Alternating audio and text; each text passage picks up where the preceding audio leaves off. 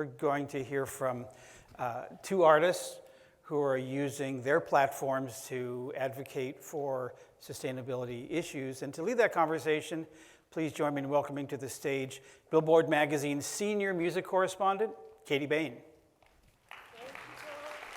Thank you, Yeah, there we go. Thank you, Joel. And please welcome Jacob Tilley from Young the Giant and Antonique Smith, who we know already from that voice. Oh my goodness. And we're going to talk about artists leading sustainability initiatives and kind of putting all of these ideas and I guess opportunities at the forefront of the work or making it a part of the work. And so I guess to start, something that I'm curious about is when this both flipped on for you as something that you wanted to be doing, could be doing. Tell me about those light bulb moments. Well, started 11 years ago for me. I was working with People's Climate Music. I was tasked by Rev Yearwood and People's Climate Music to be a part of the first album about climate change, Heal Our Mother Earth, the album Home. And it was a bunch of cool people, Neo, Common, a bunch of amazing people. But what was amazing that made it a life-changing experience rather than just, celebrities coming to do music and leave. Rev sat me down, and all I knew about climate change at the time was like polar bears and ice glaciers, and I'm from East Orange, New Jersey, and we don't have any of those things, and it didn't feel urgent, it didn't feel important. And so when he explained that the power plant on the turnpike was giving people cancer and asthma, when he explained that Superstorm Sandy was caused by climate change, well, he started to connect the dots, and it made it very personal, and then I started to think about the family members who died of cancer, or who had just battled cancer, who lived near that power plant, and my sister now has a lung disease. I mean, it became super personal. So 11 years ago, I went into the studio to literally sing a song and go home, and it changed my life, and I've been in this movement doing everything that I feel like I could possibly do since then. Yeah, thank you. Yeah, thank you for that. Jacob, tell us about your journey here. For me, it's an ongoing story, I think, with everything in life. I moved here when I was 12 years old from the UK, and I grew up in the countryside in the UK. It was very picturesque, and my parents announced we're moving to California, and I didn't have much reference for California at that point, so Crocodile Dundee, LA was my only guiding star. But when we arrived, obviously we were just like, we love California deeply. We were supposed to be here for 2 years. It's 25 years now, so it's gone on. But I started to fall in love with the oceans and the mountains and all these things, but I also realized that I was spending time on the freeways, like just commuting around. And as you go down to Orange County, where my parents still live, you'll pass the power plant and sewage treatments, like past El Porto, but also down in Torrance area. And I was an angsty teenager who listened to punk, and I had my first album art, which was that power plant with a big American flag on it. And that was like, I think at that point I realized that there was something that needed to change, and just seeing that image of just a sprawling industrial landscape with a big flag on it, yes, obviously America's a beautiful place and gives a lot of opportunity, but also takes a lot. And ever since that moment, it kind of instilled this sense of there's beauty here, but there's also a lot of things that need to change and get better. And it's continued on. I went to school for marine biology, and then I dropped out when we got a record deal. So we kind of put that on the side for a little bit. There's sustainability fronts, but as we toured this nation, I just saw over and over again all these little moments of we could do better. And now that we've been in the industry for coming up to 20 years, honestly, we have to be stewards. If we're going to be touring and, creating carbon and creating pollution, we have to tend to our gardens and make them better. And it's one thing we can actually control is our little microcosms that travel around this country. And that's what we're doing. So ever since we joined with activists a couple of years ago, our management team, we've really been strong advocates in the movement to really just find our footing and secure our legacy. Let's hear a little bit more about that. I would love to hear from both of you, just to contextualize this a bit for everybody, kind of what you've done and kind of what you're proudest of so far in your careers in terms of sustainability. I can go. Yeah. We've always been involved. Music education for the band is really important. We grew up in Irvine, California, which has a great music program.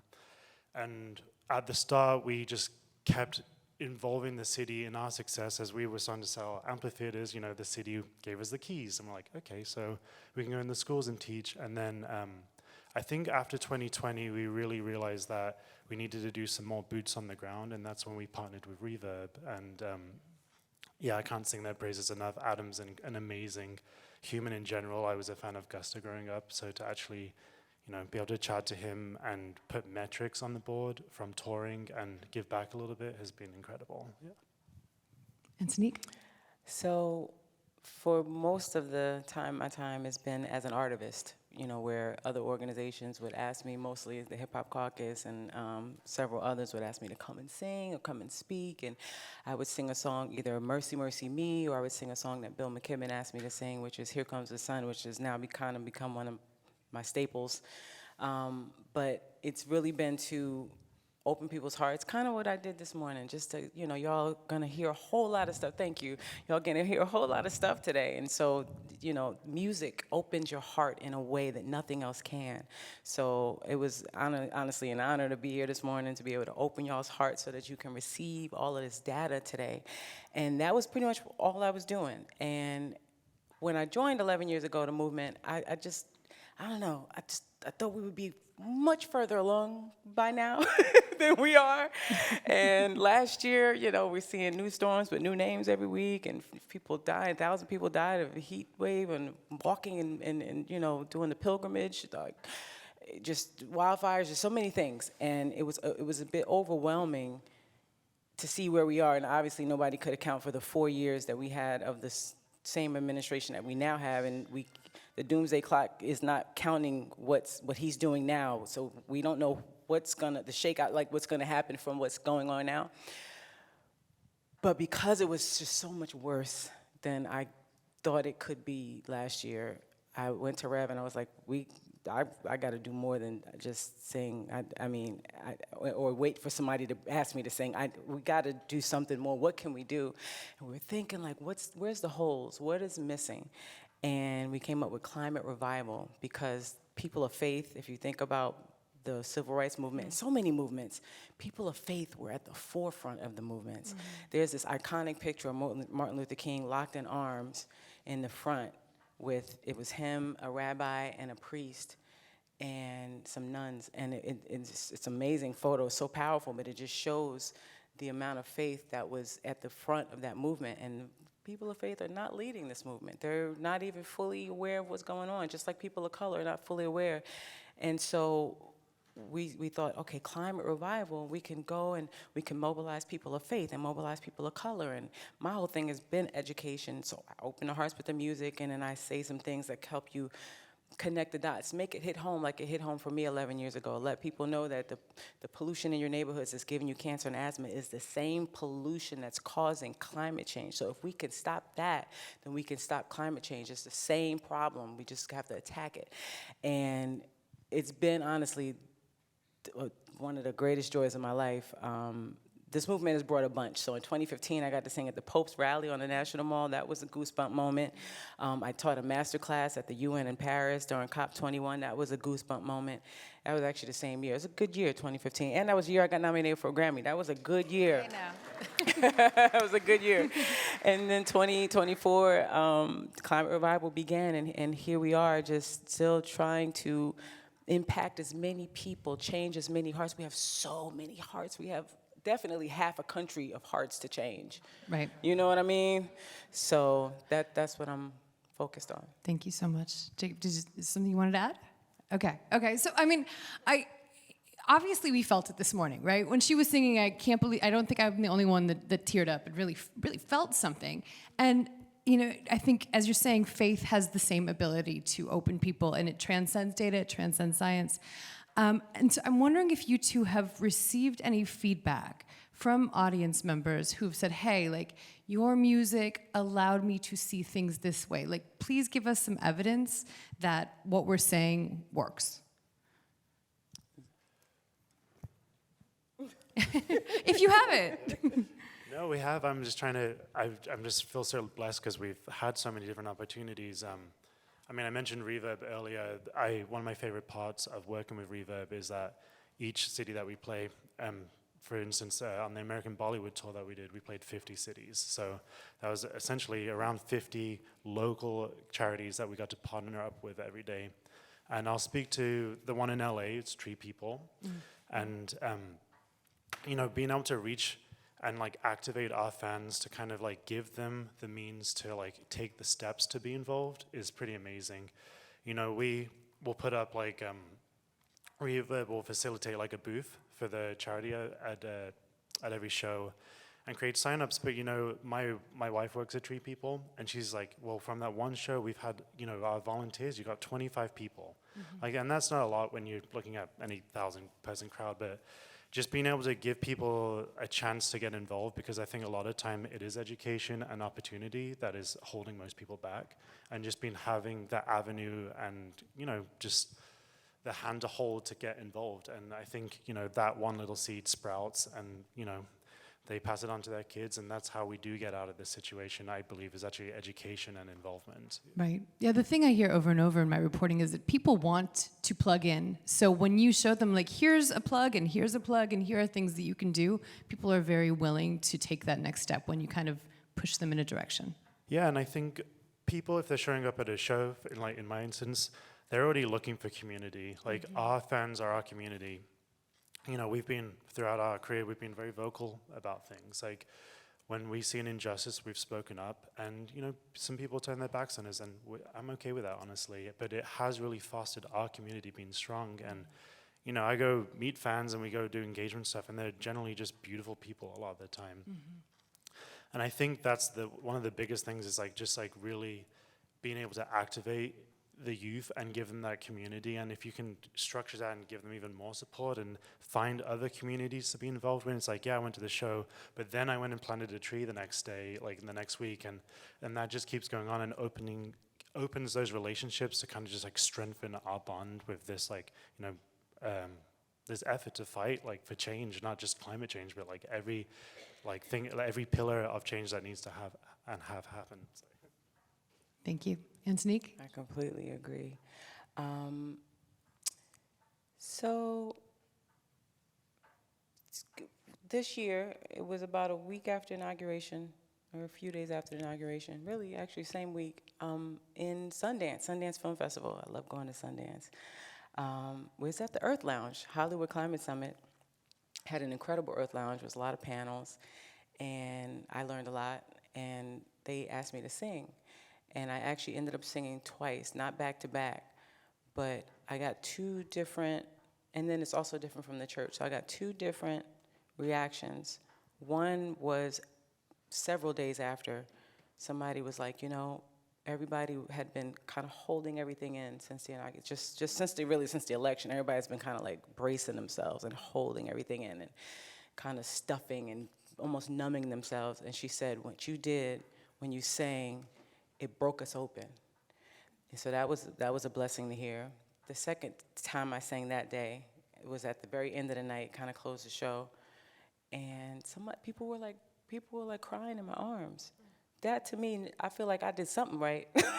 You know, I did something right. I think God put me on this earth to make people feel, to make people be touched and moved, because music and art heals people. I literally had a brain surgeon say that music heals the brain, that they use music for like brain therapy. And so it's an honor, honestly. This gift that we have is such an honor. But then in the church, it was a different reaction. The church, because they're used to kind of emoting like that almost every Sunday. You know, when the music and the choir singing and people are singing in church, it's just a normal kind of innate thing. And your focus is on God, so everybody's, you know, feeling emotional every Sunday. So that is not different than being at a climate summit where nobody expects to be emotional. But at church, they go, okay, now what do we do? Because at a climate summit, people kind of know what to do. They're there, you know, kind of like y'all. We have a sense of what it is that we should be doing next. But at the churches, they're learning for the first time what's happening. So they're being moved in a way that they're used to every Sunday. And we're praising God, and we're all feeling really charged and emotional and inspired, and then they want to know what do I do now? What can we do next?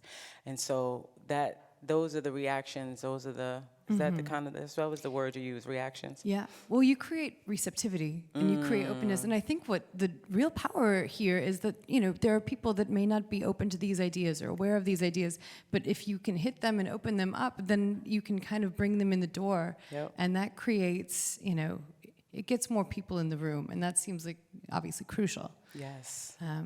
But I'm wondering,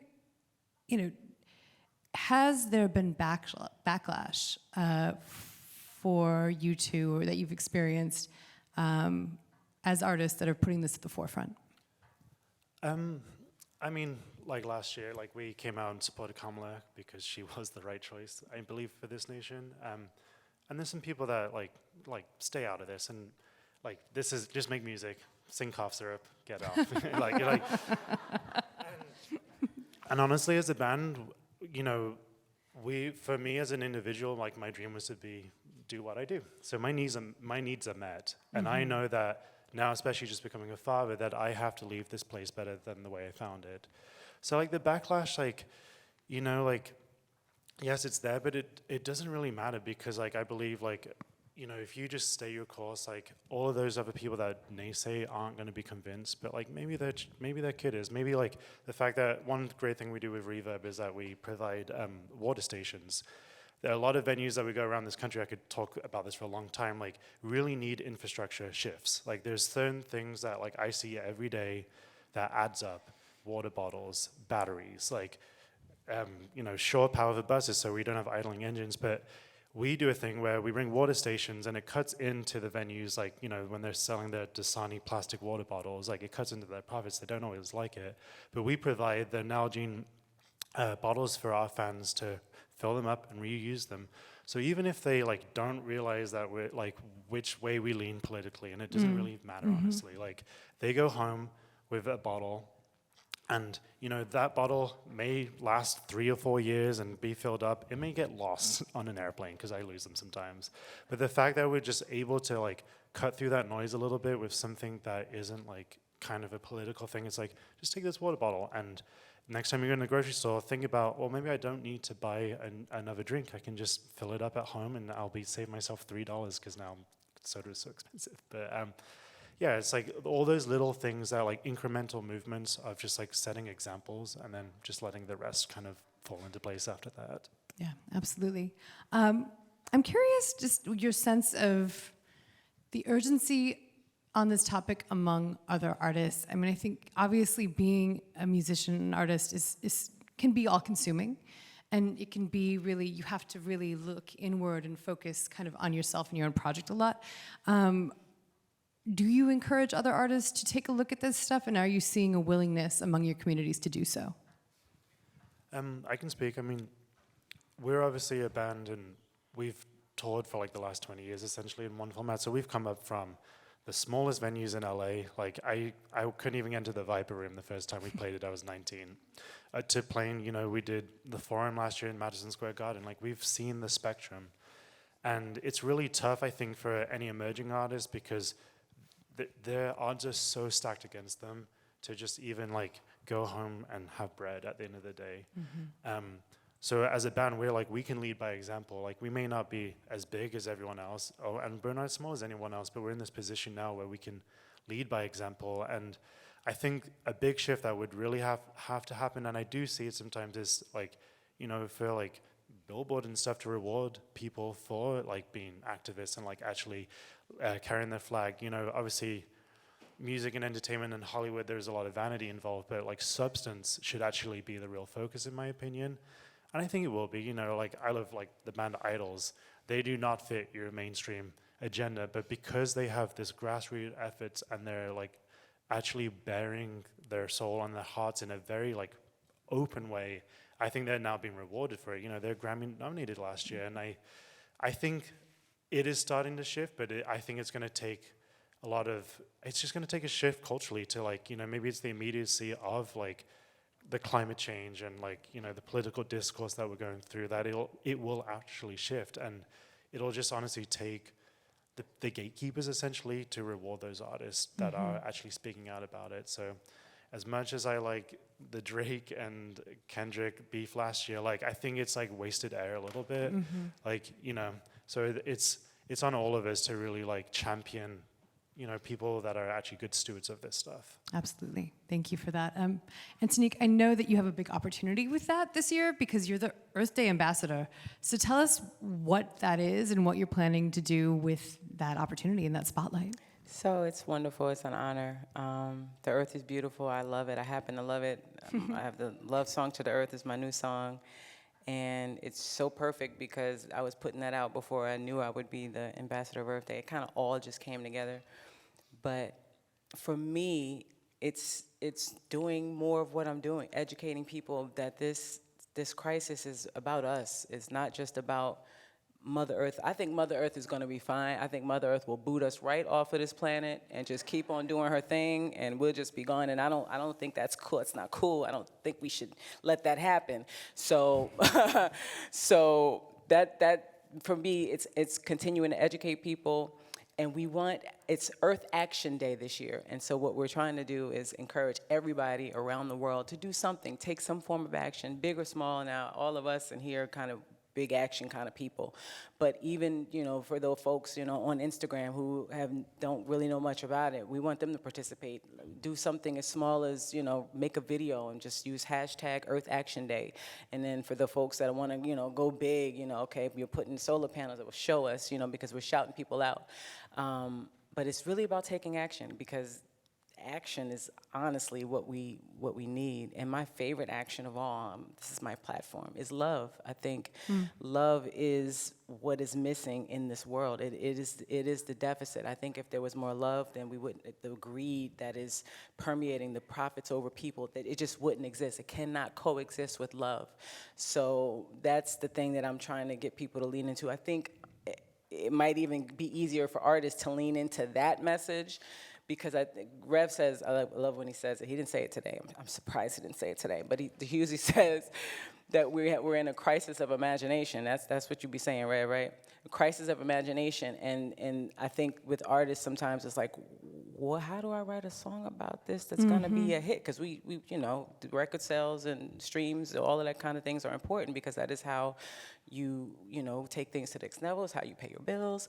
And that is it is definitely harder to write a song about the earth and climate change than it is to write a song about love.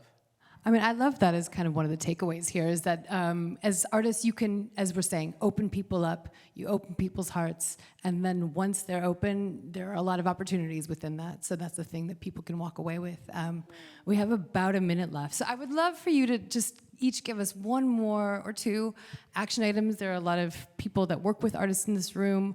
I imagine there are some artists here. So just like if people can walk away with one thing to do today, what would you say? I would say if you're a touring artist, Reverb is a great partner. We searched for a long time. You know, we were a band for about 10 years before we really cemented with Reverb. They have the infrastructure. I think, you know, there's a lot of mountains to climb in this whole thing, and it's really tough when you don't have a roadmap, so don't be afraid to like reach out to those people that have the infrastructure to help you do what you want to do, because you know, you can't do everything, like, and that's just the reality of life. Like, you need community to be able to survive, like, and we're going to need each other. And get out into nature. I mean, I think I love Earth too. I'm a big surfer. Like, I think one of the biggest tragedies is that we've all become so divorced from nature. And once you find and seed that love, like, I think that is really the key. Yeah, take someone out to go hike. Yes. Love that. Yes, Runyon's open again. Yeah. I would say for artists, speak from your heart. Like the things that you're learning, the things that you're hearing people talk about, the stats that you're hearing, the things that are scaring you and keeping you up at night. If you don't have a song in you right now about it, go on your Instagram, go live, or make a video. Just speak from your heart, because people do care about, your followers absolutely care about what you think. So if you're sharing, like, man, guys, did you know? I think that would make a big difference. And if all the artists were doing at least the did you know kind of posts, it would make a massive difference, because more information would get out there. That's great. Okay, so speak from your heart, find a great partner to work with, and go outside. Okay, Yes. we got it. We got Sounds it. We're like out a of time. plan. Thank you so much. Thank you.